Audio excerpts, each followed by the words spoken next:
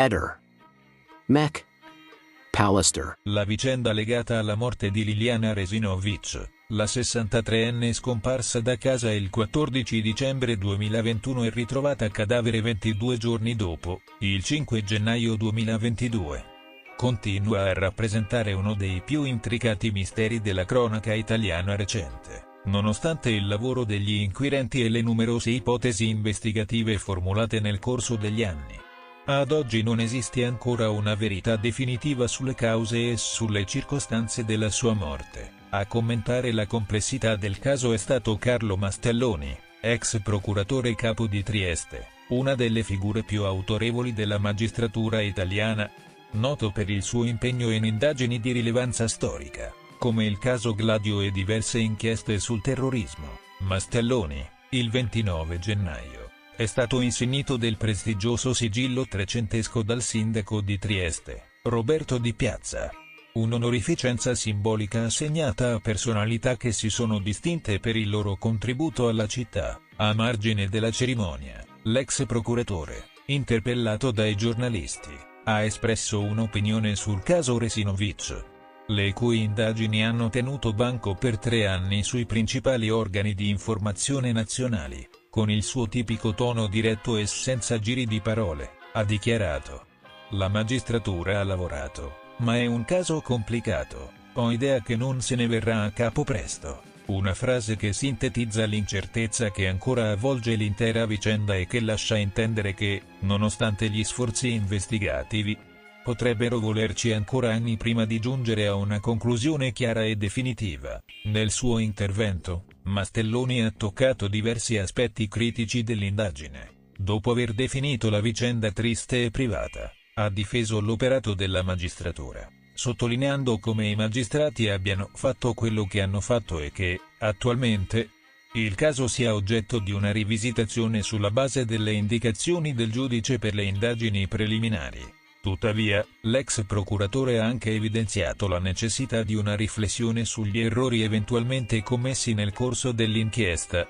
Bisogna vedere quali sono le risultanze, quali errori sono stati fatti. Un'affermazione che apre un interrogativo cruciale. Ci sono stati passi falsi nelle indagini che hanno rallentato l'accertamento della verità? Sono stati trascurati dettagli importanti che avrebbero potuto indirizzare l'inchiesta su una strada più chiara fin dall'inizio? Secondo Mastelloni, oltre agli errori investigativi, un altro nodo critico è rappresentato dai vuoti a livello scientifico.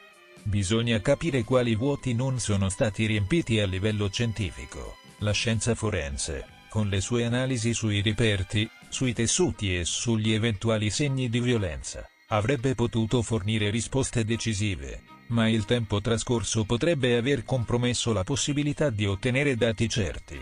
L'ex procuratore avanza il timore che, col passare degli anni, alcuni elementi non evaporano del tutto, ma lasciando intendere che il degrado delle prove potrebbe rendere ancora più difficile la risoluzione del caso. Uno degli aspetti più controversi del caso è stato il dibattito sulla causa della morte di Liliana Resinovic. Inizialmente, si è parlato di suicidio, ipotesi basata su alcune circostanze del ritrovamento del corpo. Tuttavia, nel tempo, sono emersi nuovi elementi che hanno alimentato la pista dell'omicidio. Secondo Mastelloni, l'evoluzione delle indagini ha portato alla luce segni e dettagli che hanno spinto gli inquirenti a considerare un'azione violenta. Si parla di suicidio, poi è montata la questione dell'omicidio, con dei segni attraverso l'indagine scientifica e consulenze, ha spiegato l'ex procuratore, lasciando intendere che gli sviluppi successivi alle prime analisi hanno complicato ulteriormente il quadro. Il giallo si è infittito anche per la presenza di figure ambigue attorno alla vittima.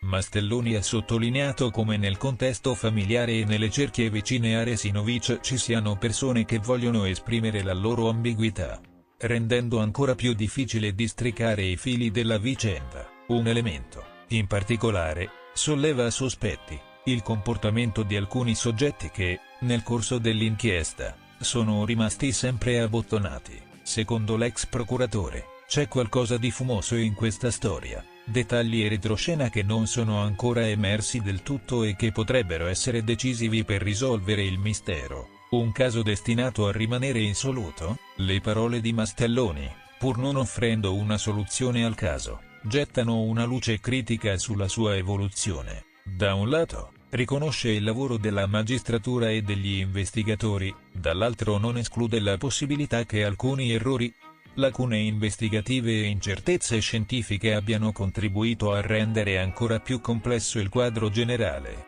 L'idea che non se ne verrà a capo presto non è solo una constatazione sullo stato attuale delle indagini, ma anche un'amara riflessione su quanto sia difficile, a distanza di anni, ricostruire con certezza gli ultimi momenti di vita di una persona e stabilire, senza margine di dubbio, cosa sia realmente accaduto. Il caso di Liliana Resinovic resta un enigma irrisolto, sospeso tra ipotesi, sospetti e interrogativi ancora aperti. E mentre la giustizia prosegue il suo cammino nella speranza di trovare risposte, la sensazione è che il mistero sia destinato a rimanere avvolto nell'ombra ancora a lungo.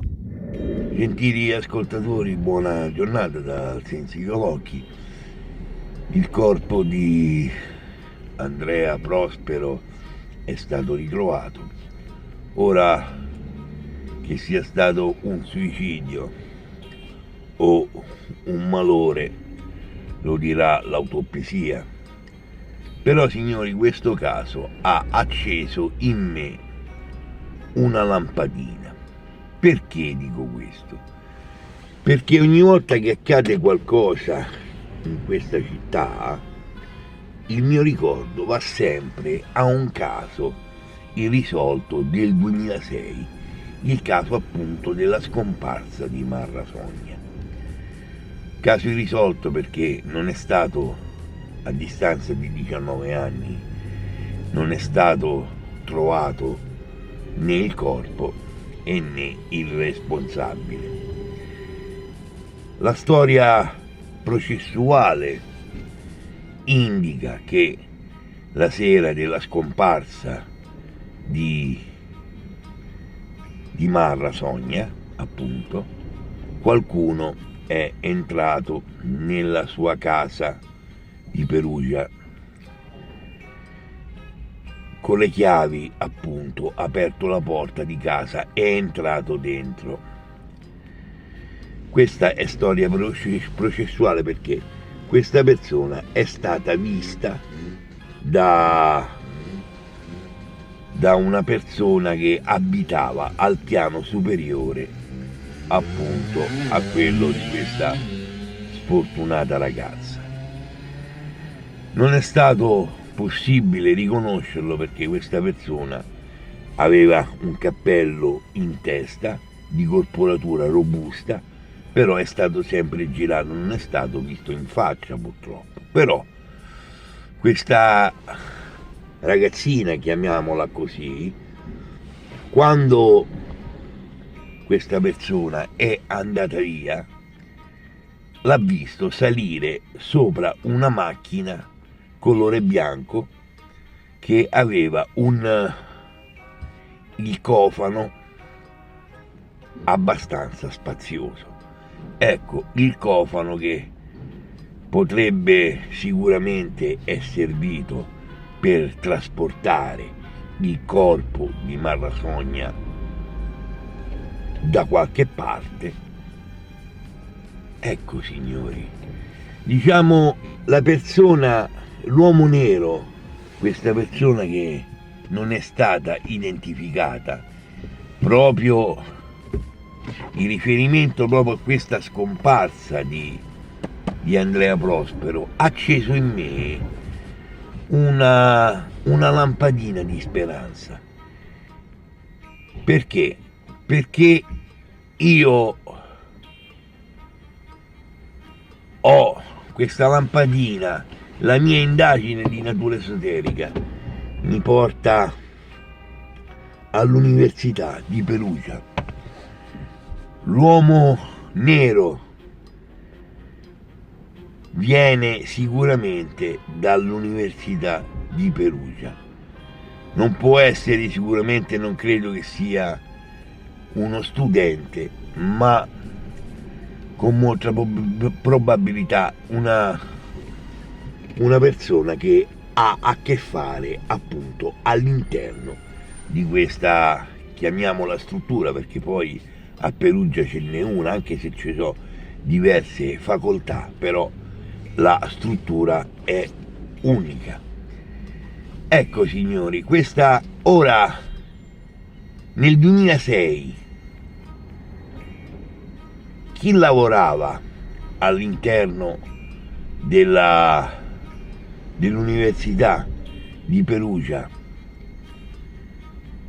e possedeva una macchina bianca con il cofano largo, abbastanza capiente, questa potrebbe essere una intuizione investigativa. Ma poi c'è dell'altro, anche il caso di Meredith Kercher, che qualche mese fa appunto sono stato in via della Pergola a Perugia, dove ho fatto un video che purtroppo non è stato cancellato. Ecco signori, Meredith Kercher, qualcuno ha indicato che all'interno di questa casa qualcuno ha visto un'ombra andare via.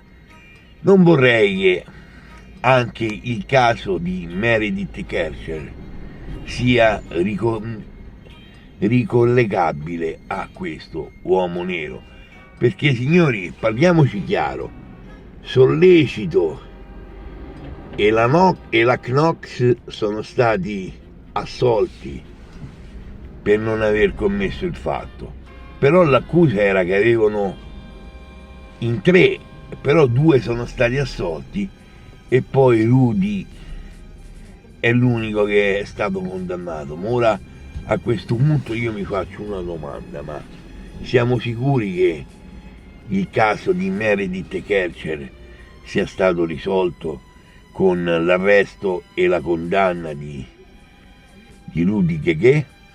Questo bisognerebbe capirlo. Però signori, io un assassino, una persona pericolosissima a quei tempi stava all'interno appunto dell'Università di Perugia. Di nuovo amici, un buon proseguimento di giornata a voi tutti dal Sensitivo Alocchi di Civitavecchia. Ehi, non dimenticare di iscriverti a questo canale.